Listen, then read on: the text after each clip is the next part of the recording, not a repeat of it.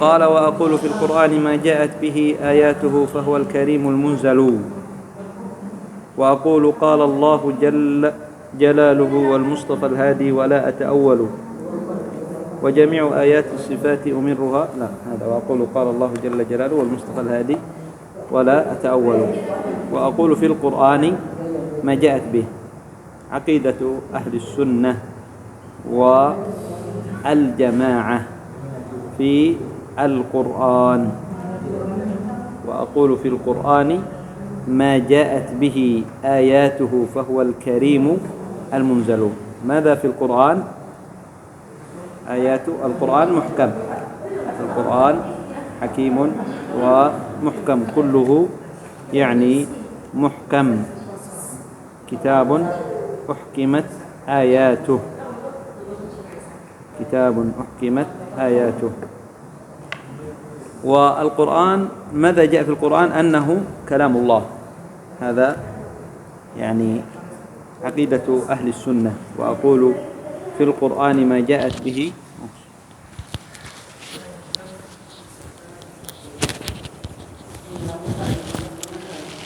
قلنا القرآن عقيدة أهل السنة والجماعة. ما ذكره المؤلف هنا رحمه الله تعالى قال وأقول في القرآن ما جاءت به آياته فهو الكريم المنزل، أنه محكم، أن القرآن محكم كما قال الله عز وجل كتاب أحكمت آياته. وقال الله عز وجل تلك آيات الكتاب الحكيم. فهذا اعتقاد أهل السنة أنه ليس فيه نقص ولا خلل، أي القرآن، وأنه متقن وأنه محكم ولا يحدث له شيء من النقص ولا شيء من الزيادة. فالله عز وجل هو الذي تكفل بحفظ القرآن، كما قال الله عز وجل إنا نحن نزلنا الذكر وإنا له لحافظون، إنا نحن نزلنا الذكر وإنا له لحافظون. فالله عز وجل تكفل بحفظ القرآن، فلا يستطيع أحد أن يزيد فيه ولا أن ينقص. ولو فعل بعض الناس فعلوا زادوا في القرآن ونقصوا، لكن يظهر ذلك، يظهر كذبهم. لذلك جاء يهودي أو جاء رجل من أهل الكتاب يعني أراد يعني أن يختبر وينظر ما هو يعني كأنه يبحث عن الحق، فزاد في القرآن، فزاد في التوراة ونقص، ثم باعها، نسخ التوراة أزاد فيها ونقص بعض منها، زاد فباعها فاشتروها النصارى اليهود، ثم أخذ الإنجيل فزاد فيه ونقص واشتروه النصارى، ثم أخذ القرآن ونسخه فزاد فيه ونقص، فعرضه على المسلمين، فلما رأوه هذا محرف لم يأخذوه فأعلن إسلامه فأسلم. فقيل له ما السبب؟ قال هذا أن الله عز وجل هو الذي تكفل بحفظ، عندما أردت أن أزيد بعض في القرآن أو أنقص منه لم أستطع. هو فعل لكنه لم يتقبله يعني الناس، عرفوا أن هذا فيه زيادة ونقصان، لأن الله عز وجل تكفل بحفظه. إنا نحن نزلنا الذكر وإنا له لحافظون. وأما الكتب التي قبل القرآن، أنبياء قبل نبينا محمد كالتوراة والإنجيل والزبور وغيرها، فهذه حرفت وبدلت، لأن الله عز وجل جعل حفظها إلى هؤلاء، إلى الناس. قال الله عز وجل كما في يعني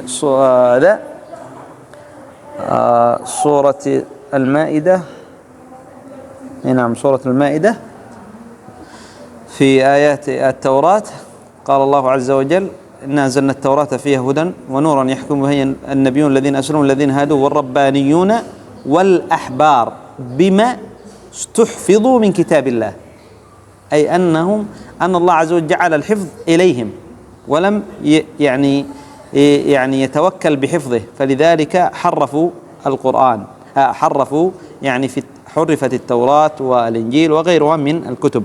أما القرآن فالله عز وجل تكفل بحفظه، فلا يستطيع أحد أن يحرف القرآن، ولو حرف لظهر كذبه، والقرآن جاء في القرآن، قال وأقول في القرآن، أعتقد في القرآن أيضا ما جاءت به أن القرآن آياته، أن القرآن كلام الله. هذا مذهب أهل السنة وعقيدة أهل السنة، أن القرآن كلام الله، منه بدأ وإليه يعود. والدليل قول الله عز وجل: وإن أحد من المشركين استجارك فأجره حتى يسمع كلام الله، حتى يسمع كلام الله. وأيضا فالله القرآن منزل من عند الله، القرآن منزل من عند الله، تكلم الله عز وجل به، ثم سمعه جبريل ويعني جاء به إلى نبينا محمد صلى الله عليه وسلم، وعلمه نبينا محمد صلى الله عليه وسلم، كما قال الله عز وجل: وإنه لتنزيل رب العالمين نزل به الروح الأمين على قلبك لتكون من المنذرين، على قلبك لتكون من المنذرين بلسان عربي مبين. فهو كلام الله، حروفه ومعانيه، منه بدأ وإليه يعود، أي من الله عز وجل، هو الذي أنزله، وفي آخر الزمان يرفعه الله عز وجل، في آخر الزمان يرفعه الله عز وجل.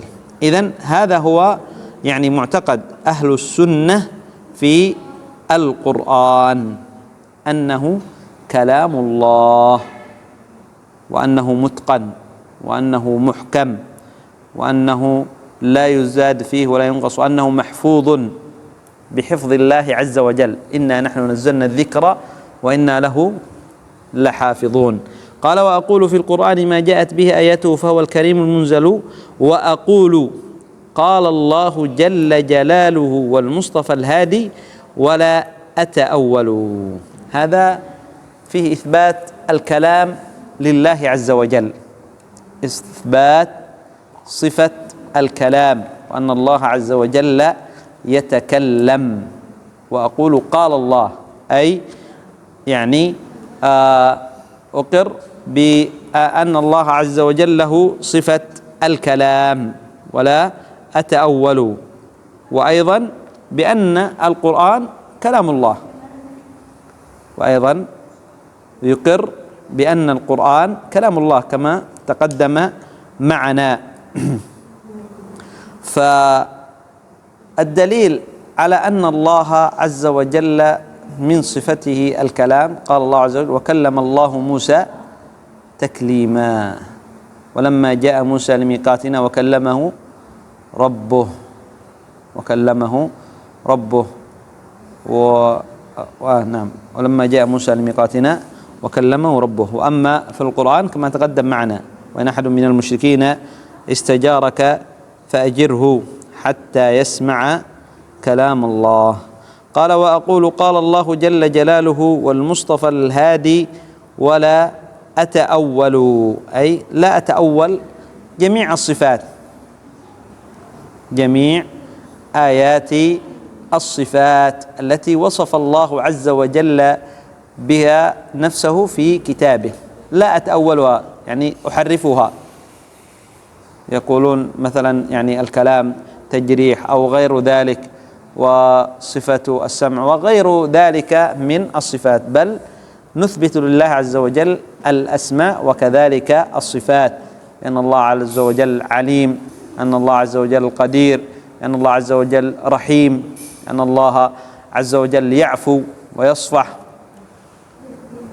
وأن الله عز وجل يغفر، وأن الله عز وجل يتكلم، وغير ذلك من الصفات التي ثبتت بالكتاب وكذلك في السنة. أن الله عز وجل يضحك، ضحك ربنا عز وجل من قنوط عباده، ويضحك الله إلى رجلين يقتل أحدهما الآخر كلاهما يدخل الجنة، كلاهما يدخل الجنة، يقتل أحدهما كلاهما يدخل الجنة. كيف؟ قال: يقاتل هذا في سبيل الله فيقتل، ثم يتوب الله على القاتل فيسلم فيستشهد، فيقتل في سبيل الله، فكلاهما يدخل الجنة. قال: وأقول قال الله جل جلاله والمصطفى الهادي ولا أتأول. هذا قلنا أن يثبت جميع الأسماء والصفات لله عز وجل والثابتة بالكتاب والسنة، وهذا هو توحيد الأسماء والصفات، أن نسمي الله عز وجل بما سمى به نفسه في كتابه وبما سماه به رسوله صلى الله عليه وسلم في سنته، وأن نصف الله عز وجل بما وصف به نفسه في كتابه وبما وصفه به رسوله صلى الله عليه وسلم في سنته، من غير تحريف ولا تأويل ولا تعطيل ولا تمثيل. وأقول قال الله جل جلاله والمصطفى ولا أتأول. التأويل يعني التحريف يقولون قدرة الله يعني هو يعني ليس معناها القدرة، إنما هي النعمة، أن الله قادر، أن الله ينعم ويحرفون آيات الصفات، فهذا من التحريف الذي هو باطل، وليس هو من مذهب أهل السنة والجماعة، بل هو مذهب أهل البدع والأهواء. قال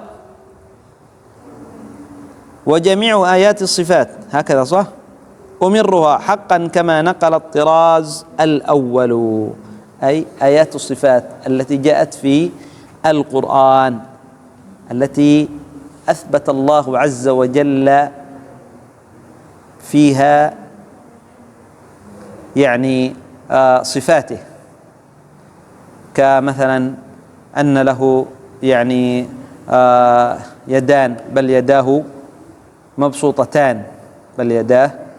مبسوطتان، وكذلك يعني ما جاء عن النبي صلى الله عليه وسلم بأن يعني لله عز وجل يعني قدمين، أن له عينين، إن ربكم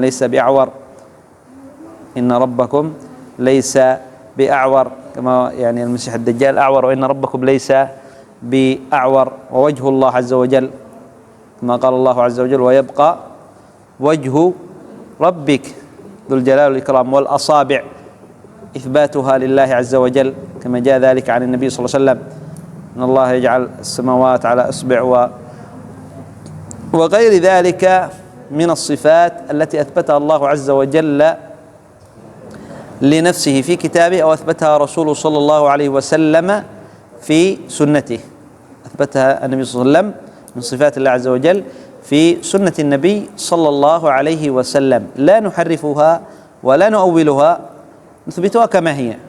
أثبت الله عز وجل بأن له يدان، نقول لله يدين.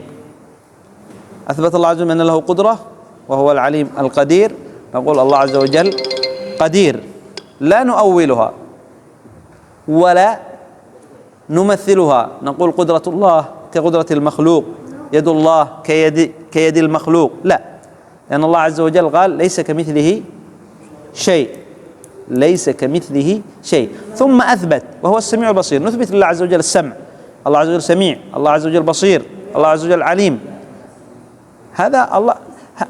لكن علم الله ليس كعلم المخلوق، قدرة الله ليس كقدرة المخلوق، يضحك الله، أثبت النبي صلى الله عليه وسلم بأن الله عز وجل يضحك، لكن ضحك الله ليس كضحك المخلوق. الله يعني يبصر وله عينين، يعني عينان كما أثبت النبي صلى الله عليه وسلم، لكن ليس كصفة المخلوق. قال الله عز وجل نعم لم في سورة مريم هل تعلم له سميا، لا، ليس له سميا، ليس كمثله شيء، السميع البصير. في سورة أيضا سورة قل الله أحد ولم يكن له كفوا أحد، فأيضا ننظر إلى يعني المخلوق نفسه، مثلا المخلوق الآن الذرة، عرفتم هذه الذرة التي تأتي الصغير صح؟ هل يعني أنا أقول للذرة موجود لها يد أو لا؟ صغير، هذا ماذا تسمونه؟ الذي يأكل السكر صغير، هذا سمود صح؟ له يد صح؟ هل يده كيدي؟ لا، مختلف في المخلوق، من المخلوق إلى المخلوق يختلف، فمن باب أولى من المخلوق إلى الخالق تختلف. يد الله عز وجل ليست كأيدينا، ولا يجوز لنا أن نتصور، لا نكيف نقول يد الله مثل كذا، يد الله كذا، لا يجوز هذا، لا يجوز، مفهوم؟ لا نكيف ولا نمثل. عين الله كذا، قدرة الله كذا، رجل الله كذا، اصبع الله مثل كذا، نكيفها في يعني كبيرة مثل كذا، لا يجوز.